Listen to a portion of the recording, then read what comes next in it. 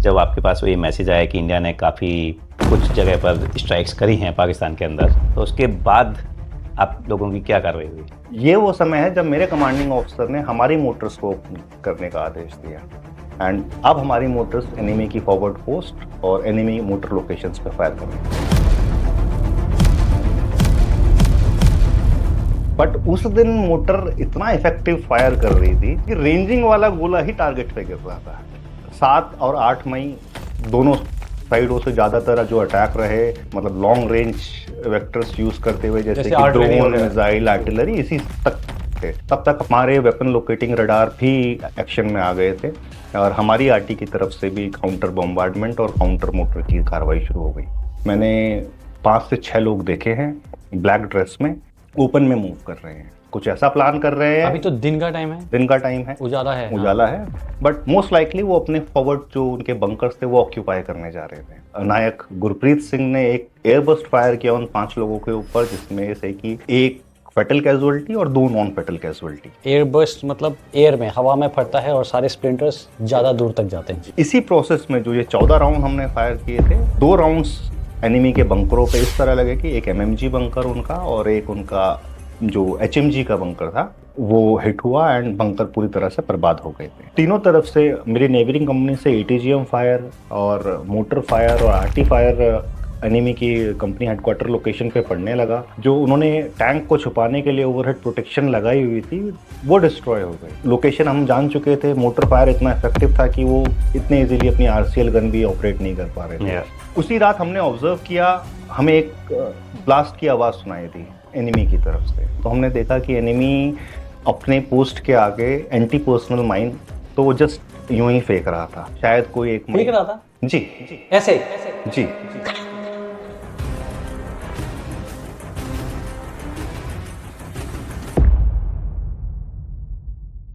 जय हिंद and welcome back to monks and warriors. आज ऑपरेशन सिंदूर के इस सीरीज में हमारे साथ और एक स्पेशल एपिसोड है और हमारे गेस्ट हैं major Subhash Gildiyal of Punjab regiment. Operation Sindoor के दौरान मेजर सुभाष गिल्डियाल सेक्टर में लाइन ऑफ कंट्रोल पर कंपनी कमांडर के रूप में डिप्लॉयड थे। इस इंटरेक्शन में आप जानेंगे कि लाइन ऑफ कंट्रोल पर एक्चुअली क्या एनवायरनमेंट रहा होगा ऑपरेशन सिंदूर के दौरान, रोज के चैलेंजेस वहाँ पे, और कैसे उनकी कंपनी ने heavy attack, heavy calibre weapons जो पाकिस्तानी यूज़ कर रहे थे उनको कैसे उन्होंने पहचाना और उनको एंगेज करके बर्बाद किया। Very interesting and I will let him do all the talking. मैं आपको सब नहीं बताऊंगा अभी, मैं चाहूँगा कि आप उनकी बात सुने। So let's just get started with major Gildiyal.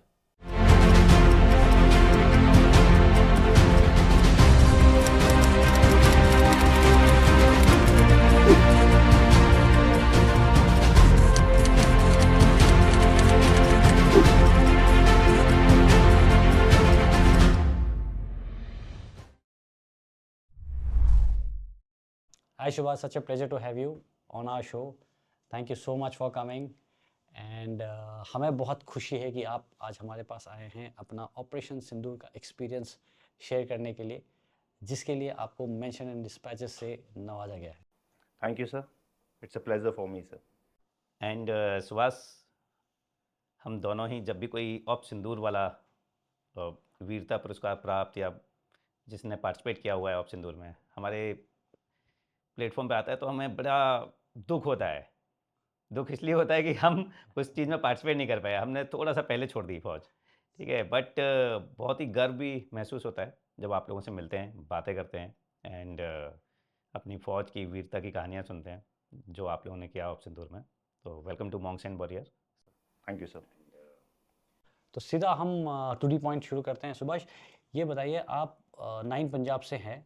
yes. तो आप लोग ऑलरेडी वहाँ डिप्लॉयड थे लाइन ऑफ कंट्रोल में। एग्जैक्ट लोकेशन शायद हम जिक्र ना करना चाहें, या आप लोग को मूव कराया गया था, आपके लिए कैसे हुआ ये, किस सीक्वेंस में?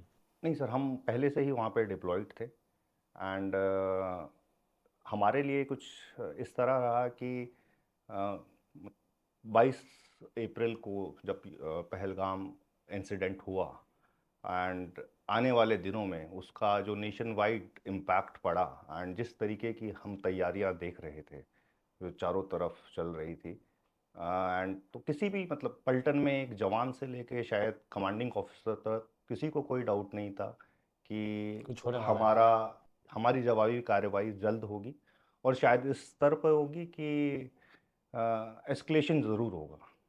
सो we were sure of it. And जहाँ मेरी यूनिट डिप्लॉयड है लाइन ऑफ कंट्रोल पे, वो क्षेत्र इतना संवेदनशील है कि 1947 से लेकर ऑप सिंदूर तक भारत पाकिस्तान के मध्य जितने भी संघर्ष हुए हैं, चाहे वो 47-48 की वॉर हो, 65 आप जनरल एरिया की बात कर रहे हैं, है ना? जी। हाँ, बिल्कुल। तो हमेशा उस इलाके में एक्शन देखने को मिला है। सो मे बी ये इलाके की सेंसिटिविटी थी या फिर जो इमिनेंट एस्केलेशन एक्सपेक्टेड था कि 22 अप्रैल के बाद कोई भी जवान छुट्टी नहीं जाना चाहता था, कोई भी अपने पोस्ट से डाउन नहीं होना चाहता था। इनफैक्ट जो लोग छुट्टी पे थे उनके भी फ़ोन आने लग गए कि साहब हम वापस आना चाहते हैं। हाँ। तो कुछ इस प्रकार की चहलकदमी यूनिट में चल रही थी। एंड इसके साथ ही साथ डिफेंस प्रिपेयर्डनेस प्रोसेस, जिसमें कि हम अपने बंकरों को, अपने डिफेंसेस को सैंडबैग्स, बल्लियाँ, आयरन पिकर्स और इसी प्रकार के मजबूत बनाते इंजीनियरिंग हैं, सोर्स से जी। रेनफोर्स कर देते हैं ताकि वो दुश्मन की गोलाबारी को और बेहतर ढंग से जज़ब कर सके, जिससे कि अंदर बैठे जवान को उसको कोई नुकसान ना हो। तो ये प्रक्रिया भी शुरू हो गई थी। एम्यूनेशन की stocking, water stocking, food stocking, वो एफओएल स्टॉकिंग, ये सभी वॉर फुटिंग पे ये कार्य शुरू हो चुका था। 22 अप्रैल 2025 से 6 मई 2025 तक ये प्रक्रिया चलती रही। जोरों पर चलती रही। एंड फिर 6 मई की रात लगभग 6-7 मई की रात लगभग 1:30 बजे करीब हमारे कमांडिंग ऑफिसर का मैसेज आया, जो कि सैम मोबाइल पे एक हमारा ग्रुप बना हुआ था ऑफिसर्स का, सैम मोबाइल ये फौजियों के लिए अलग फौजियों मोबाइल के लिए सिक्योर आर्मी मोबाइल, जो कि फुली इनक्रिप्टेड है एंड फौज के लिए ही पर्पस से बना है। तो उस पर हमारे ग्रुप में मैसेज आया कि gentleman, Indian arm forces have carried out strike at multiple location in Pakistan, so be ready for retaliation. ये कितने बजे आया? ये तकरीबन 1:30 बजे। अच्छा, रात को। लेकिन अभी तक जब आपने 22 अप्रैल से 6 मई का जो बताया, आपकी तैयारी चल रही थी एंड एलसी पे तो क्या होता है कि आप दुश्मन की भी कार्रवाई देख रहे हो, तो उनकी तरफ भी कुछ हरकत हो रही थी? जी बिल्कुल सर, उनकी तरफ भी हरकत हो रही थी। वो लोग क्या कर रहे थे? उनके यहाँ भी ये डिफेंस खुद हम देख सकते थे, डिगिंग वर्क चल रहा है, बिकॉज हम रेगुलर क्वाडकॉप्टर रेकी चलती रहती थी, सर्विलेंस के सभी आले लगा दिए गए थे, रात के HSTI लोरोस, तो हम रेगुलर मूवमेंट देख रहे थे उनकी। एंड तो उनकी नफरी बढ़ भी रही थी या जी सेम नहीं, नफरी नफरी थी? बढ़ रही थी सर। हमारे अपोजिट हमने एक दिन नोटिस किया कि एक साथ एक पोस्ट में 16 नए जवान इंडक्ट हुए। सो तो वो बीफ अप कर रहे थे और अपना वो भी तैयारी कर रहे थे। सुभाष, एक बार लोगों को ना लाइन ऑफ कंट्रोल एग्जैक्टली क्या है समझ में नहीं आता है, तो आपकी नज़र से आप अगर लाइन ऑफ कंट्रोल को डिस्क्राइब करें तो कैसे बताएंगे किसी किसी सिविलियन को? अगर हम एलसी की मैं बात करूं तो जैसे कि हमने इंटरनेशनल बॉर्डर देखा है, जो कि along the Pakistan, along Punjab चलता है। सो वहाँ पे हम देखते हैं कि जनरली आगे बीएसएफ डिप्लॉयड रहती है, एंड सिमिलरली पाकिस्तान की तरफ से भी उनकी पैरामिलिट्री फोर्सेस लाइक रेंजर्स वहाँ पे डिप्लॉयड या होते हैं। एंड डिप्लॉयमेंट का स्केल भी इस तरीके का नहीं है, मतलब छोटे छोटे छोटे छोटे पिकेट्स, बीओपीज और उसमें है वो। बीओपीज वो डिप्लॉयड होते हैं। हाउएवर जब हम एलसी की बात करते हैं, वहाँ प्राइमरी रोल आर्मी का है, आर्मी वहाँ पे डिप्लॉयड होती है। एंड लाइक डिप्लॉयमेंट बिल्कुल आईबॉल टू आईबॉल होती है। लाइक आप दुश्मन की नज़दीकी पोस्ट 250 से 300 मीटर से लेके 700 से 800 मीटर के बीच में आपको देखने को मिलेगी, इनफैक्ट और एक कहीं दूसरे की हरकत देख बिल्कुल सकते कहीं हैं। कहीं तो और भी कम है। मतलब मेरी जो पुंछ में एक पोस्ट होती थी तो उसमें 80 से 90 मीटर का ही डिफरेंस था केवल।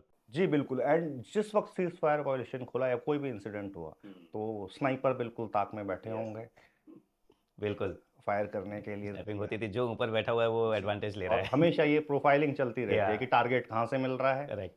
हम भी इस प्रकार की कार्रवाई करते हैं, दुश्मन भी इस प्रकार की कार्रवाई करते आपके पोस्ट पे कोई स्नाइपर अटैक हुआ है? हैं। मेरी पोस्ट पे जी हुए हैं, अभी इस दौरान नहीं, लेकिन यस पास्ट में।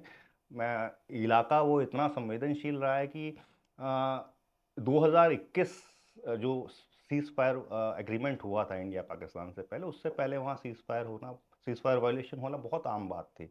मोटर्स तो रेगुलर खुली रहती थी।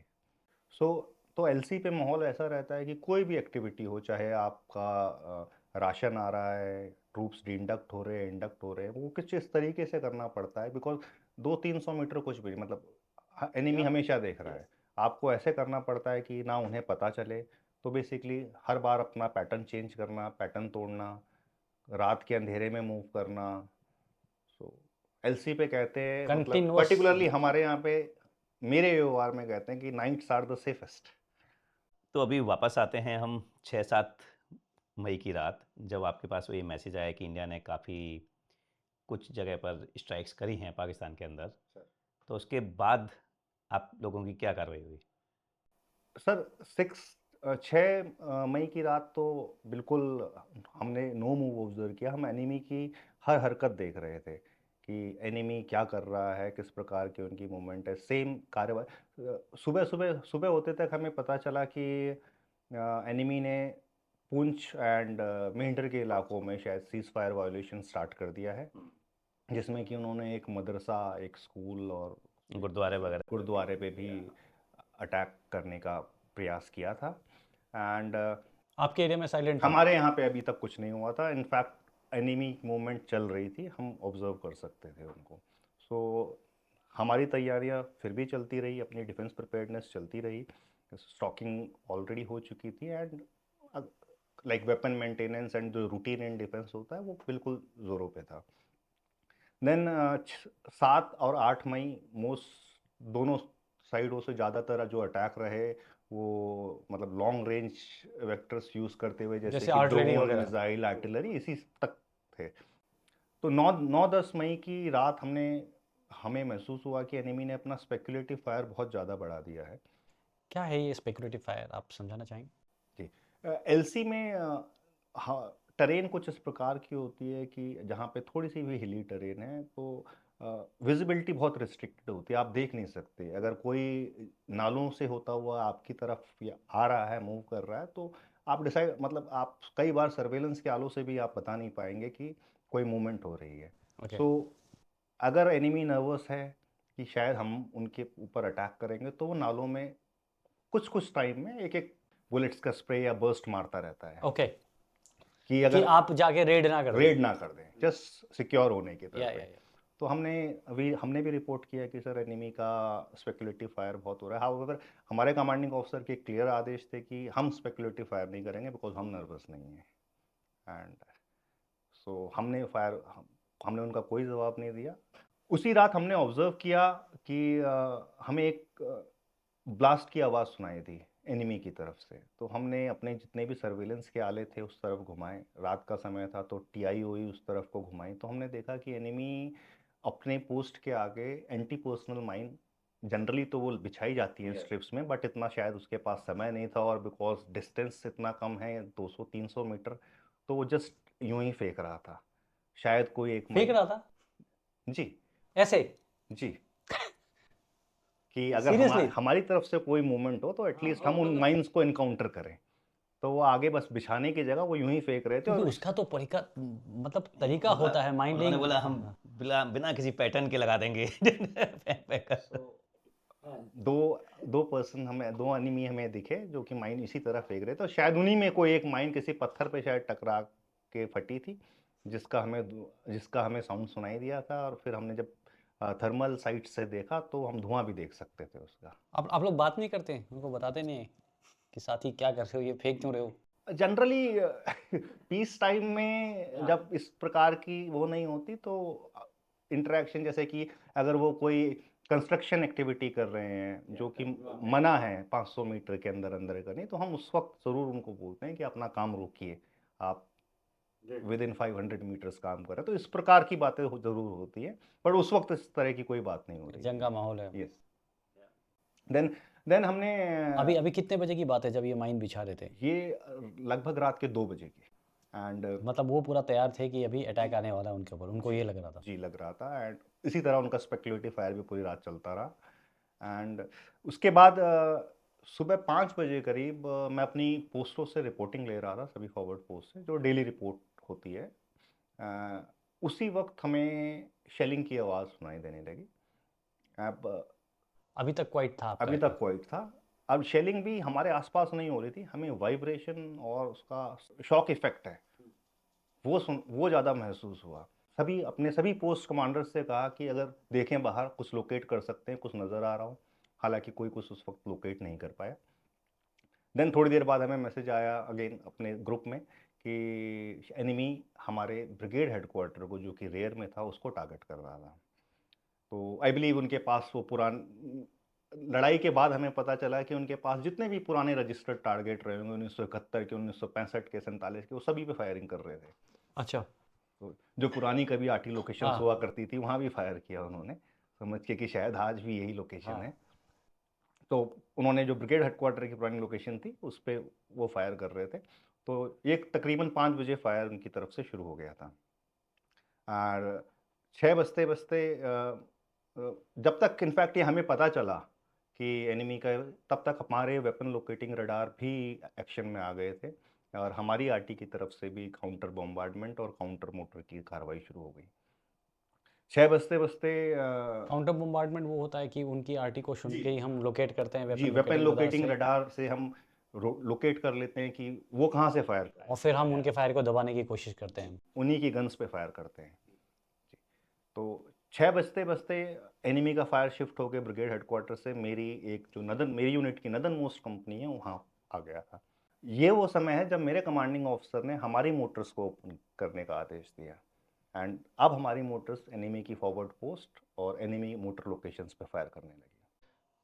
आपकी मोटर्स तो बटालियन की होती है, जी, तो आप लोग की जो बटालियन की मोटर्स बटालियन थी? मोटर्स। जी।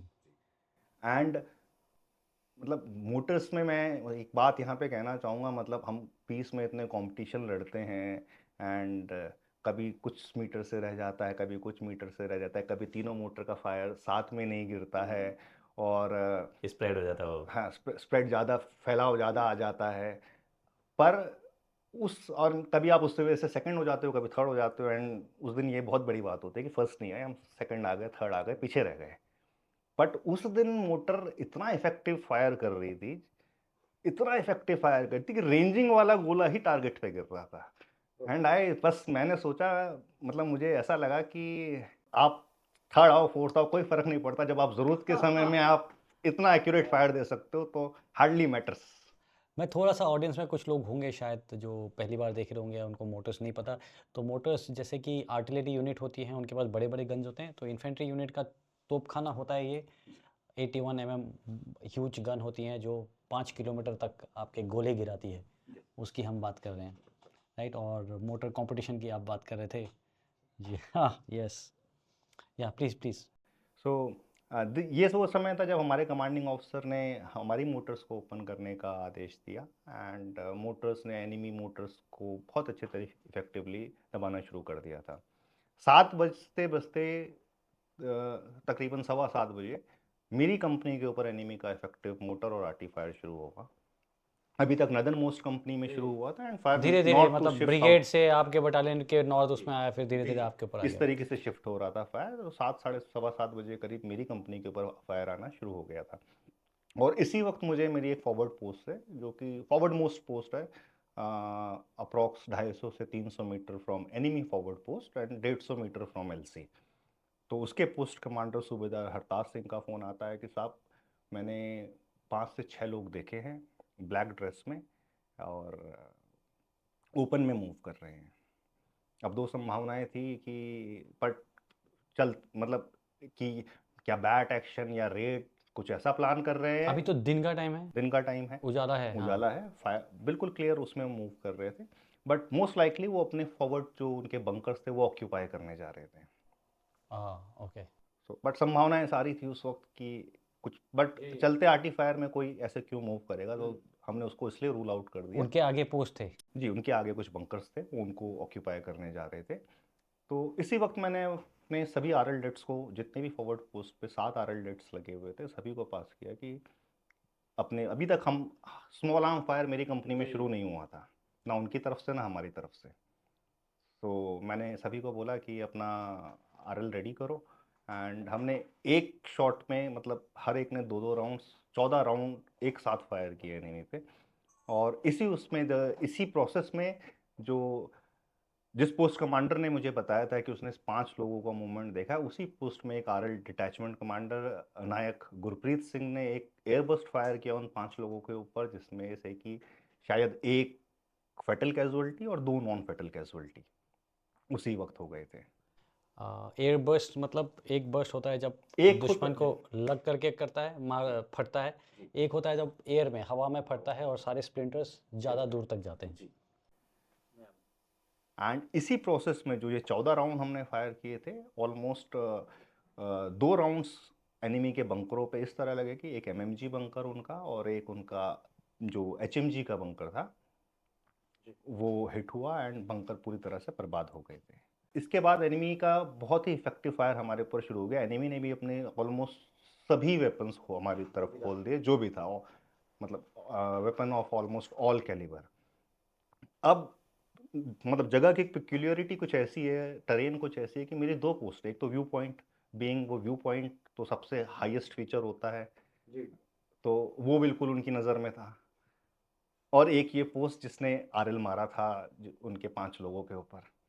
इन 2 पोस्ट पे बहुत हैवी कैलिबर फायर आने लगा, मतलब नॉट ओनली स्मॉल आर्म। तो मुझे जैसे ही इसकी रिपोर्ट लगी, मैं तभी अभी तक अपनी कमांड पोस्ट में ही था, तो मैंने बोला लोकेट करने के लिए, बट वो लोकेट नहीं कर पा रहे थे लोकेट मतलब कहाँ से कि फायर आ रहा कहाँ है? से तो फायर आ किस रहा है। चीज़ का फायर था? उस स्मॉल वक्त आर्म्स उस फायर था वक्त या नहीं, स्मॉल आर्म नहीं, उस पता ही नहीं वक्त चला मुझे उनको। नहीं पता था। हाँ, बट बाद में मुझे पता चला कि वो RCL AD guns and tank भी उन्होंने अपने हमारे अपोजिट डिप्लॉय किया हुआ था, जहाँ से जो ये फायर आ अच्छा, रहा टैंक था। टैंक था पूरा जी या वो सिर्फ गन यूज़ कर रहे थे या टैंक? जो पिल बॉक्स में खड़ा कर देते हैं टैंक, जी, tank direct firing. Generally DCB वगैरह में जो जी जी जी करते हैं, तो उसको उन्होंने यहाँ पे यूज करा हुआ था। यूज़ कर रहे थे। तो अभी तक हमें ये नहीं पता था, पर जब कोई नहीं लोकेट कर पाया तो मैंने अपने सीनियर जीसी को बोला कि साहब मैं सर्वेलेंस सेंटर में आ रहा हूँ। अब बिकॉज वो एक छोटी सी रिच पे हमारी पोस्टें सारी हैं, एंड पोस्ट की कुछ बनावट ऐसी थी कि सर्वेलेंस सेंटर मेरे कमांड पोस्ट से करीब 70 मीटर की दूरी पर था, 50 से 70 मीटर। तो मेरे सीनियर जीसी ने उसी वक्त बोला नहीं साहब आप अकेले नहीं आओगे वहाँ से। मैंने कहा साहब पोस्ट में ही तो हूँ मैं, but he did not allow. तो उसने सीएचएम को भेजा। तो मेरा सीएचएम हवलदार सतेंद्र सिंह, जो कि अभी तो जीसीओ बन गए हैं, 6 फुट 2 इंच लंबा खालसा, बिल्कुल बॉडी बिल्डर, शायद अभी तक जिमिंग इज इनटू जिमिंग। तो मैं जैसे ही मैंने पहले गेट खोला, मैंने बाहर, तो मेरी कमांड पोस्ट के जस्ट ऊपर एक पेड़ है साइड में, मतलब तो बेसिकली ऊपर से मतलब है कि मेरी पूरी कमांड पोस्ट को कवर करता है। In case of arty fire एक और लेयर हमने लगा रखी है कि तो जैसे ही मैं बाहर गया तो मैं देखा कि दुश्मन का जो एचएमजी एंड हैवी के जो ये फ्लैट ट्रैजेक्टरी वेपन्स जितने भी होते हैं, पीका, इनका फायर इस तरीके से मेरी छत के ऊपर से आ रहा है कि पेड़ की ब्रांचेस बिल्कुल ऐसे टूट रही है, बिल्कुल टूट के गिर रही हैं। और मैं उधर से देख रहा हूँ तो वो सीएचएम बिल्कुल स्क्रॉल करता हुआ मेरी तरफ आ रहा है। एंड देन वो आया मेरे कमांड पोस्ट पे, मुझे पकड़ा, बिल्कुल मेरे को डाउन करा के अपने साथ लेके गया। एंड जब मैं बिल्कुल मिड में पहुंचा तब मैं फील कर सकता हूँ कि गोलियां बिल्कुल, जब गोली ऊपर से जाती है यस, उसका साउंड अलग होता हाँ, है। अलग आती है आवाज़। हाँ, जैसे कि कुछ पानी में आपने मारा हो, पानी में पत्थर डालने पिट की। पिट पिट पिट करके। हाँ, हाँ, थोड़ा सा डिफरेंस। तो मैं वो साउंड फील कर सकता, तो गोलियां बिल्कुल ऊपर से गुजर रही थी।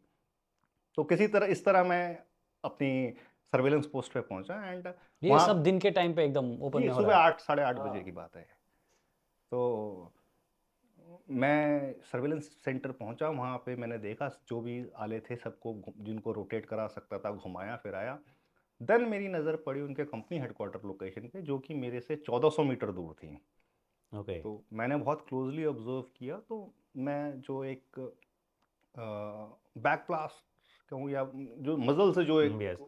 मजल फ्लैश। मजल फ्लैश, यस, मैंने वो नोटिस किया। एंड वो कोई नॉर्मल नहीं, मतलब देन आई रियलाइज कि ये टैंक है, ओके। कि ये कोई और मतलब आरएल भी इतनी दूरी पे मतलब नहीं मार सकता इस तरीके से, क्योंकि आरसीएल गन का बंकर उनकी उसकी के बगल में था। आरसीएल गन को मैंने नोटिस किया कि और बड़ी तरीके से वो फायर कर रहे थे कि वो आते थे 2 लोग पीछे से एंड आरसीएल गन सेट करते थे, फिर मारते थे और निकल जाते थे। अब इसके बाद जब वो वापस चले जाते थे, इसके बीच में टैंक फायर टैंक करता फायर था। करता था। और एक तीसरा बंकर वहां था जहां से एडी गन फायर कर रही थी। वो एडी गन भी आप लोग के ऊपर ही फायर कर रही जी, थी? तो बेसिकली वो उस कंपनी हेडक्वार्टर लोकेशन से वो 1400 मीटर दूर थी। फेंस के अलोंग हमारे 3 कंपनियों पे फायर कर रहे थे, सिर्फ मेरे पे ही नहीं, मेरी जो नेबरिंग कंपनी, एक मेरे ईस्ट में एक मेरे वेस्ट में, उन दोनों पे भी वो फायर कर तो रहे थे। उनकी रेंज और उसमें इलाके में जितना आ रहा था वो जी, इफेक्टिव फायर दे वो रहे थे वहाँ इफेक्टिव पर। फायर कर रहे थे। बट उन्होंने फिर मेरी जो, बिकॉज जैसे ही मैंने एक साथ इतने आरएल के राउंड्स मारे, तो उन्होंने मेरी पोस्ट को पिन पॉइंट करना शुरू कर दिया। इनको तो नहीं छोड़ेंगे। हाँ, कुछ इस तरीके से। जैसे ही वो मैंने मजल फ्लैश देखा, देन आई रियलाइज उसके बगल में एक बंकर था। एंड जो बंकर हम पहचान, जैसे अगर कोई एलएमजी एचएमजी या इस तरीके का फ्लैट ट्रेजेक्टरी वेपन का बंकर होता है, तो उसका लूप होल जनरली छोटा होगा, 1 by 1 फीट, 2 by 2 फीट। वो बंकर क्लियर लग रहा था कि वो इस तरीके से बना है कि बैक ब्लास्ट के लिए पीछे से ओपन और आगे से कंप्लीट 1 विंडो जो कि ओपन थी।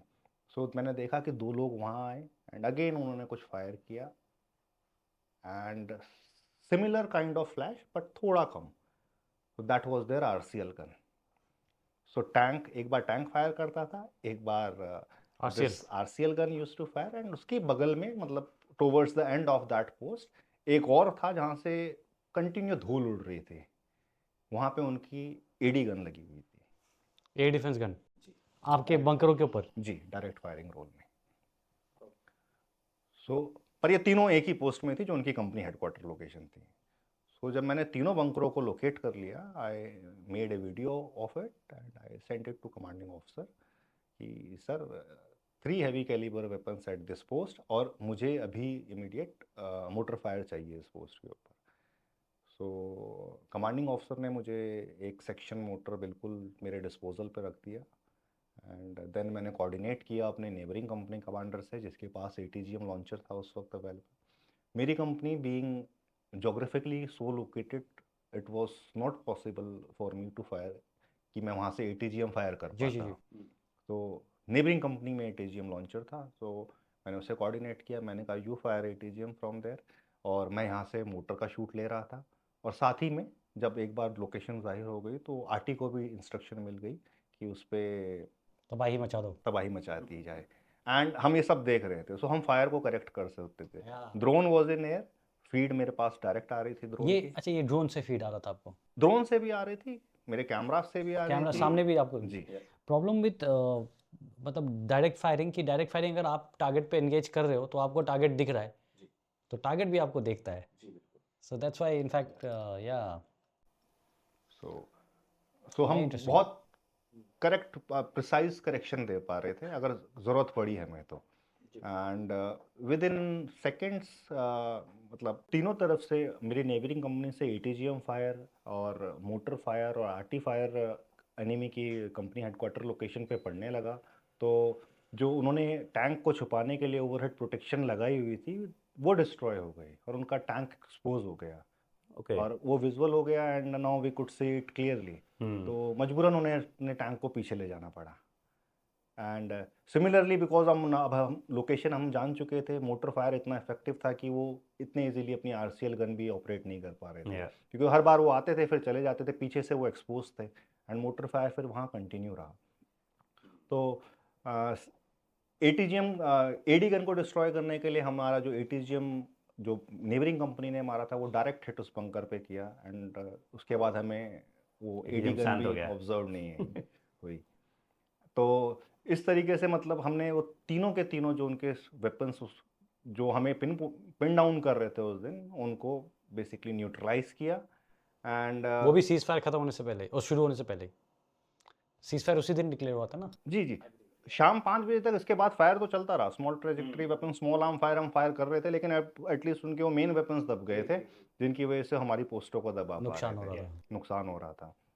एंड शाम 5 बजे तक स्मॉल आर्म फायर कंटिन्यू रहा। हालांकि उनके वो जो मेन हैवी कैलिबर वेपन्स थे वो दोबारा हमें देखने को नहीं मिले। एंड तकरीबन 5:30 बजे cease fire cease fire agreement की घोषणा हुई तो उसके बाद हमें फायर रोकने के आदेश मिले, but with in half an hour शायद एनिमी ने दोबारा सीज फायर वायोलेशन कर दिया था।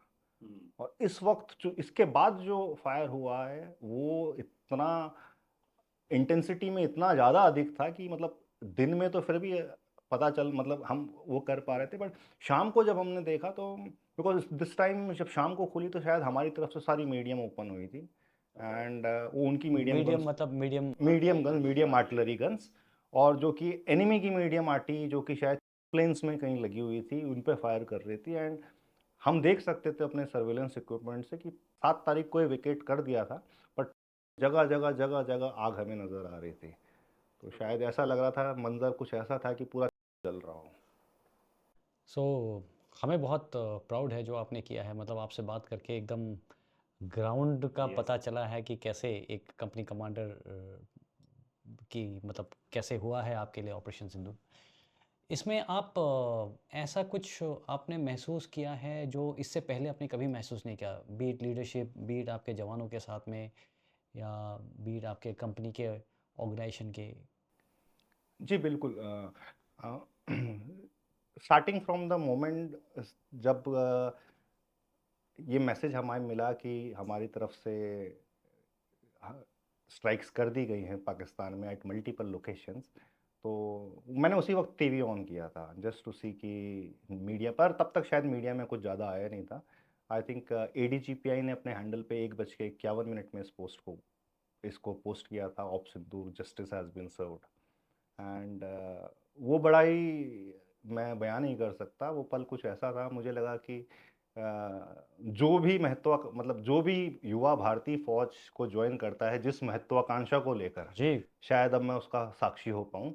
सो कुछ इस प्रकार की भावना मेरे अंदर थी। एंड जब ये फायर खुला तो मैंने अपने कंपनी कमांडर सभी पोस्ट कमांडर्स को कॉल किया। एंड मैंने उनको यही बोला, मैंने कहा साहब बस यही दिन है, मतलब इसी के लिए तो फौज में आता है कोई आदमी या अगर आता है, बाकी तो लोग आते हैं पेंशन चले जाते हैं, कुछ नहीं देखते हमारी हैं। बात कर रहे हैं मैं कहने वाला हम? था आपका I'm just kidding, I'm just kidding. हमें भी बहुत दुख है। नहीं सर। Yeah, please.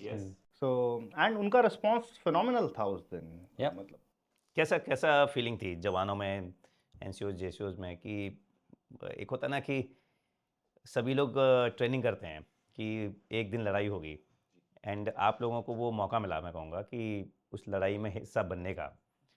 तो उस समय हर जवान का एक अलग बिहेवियर होता है कॉम्बैट में।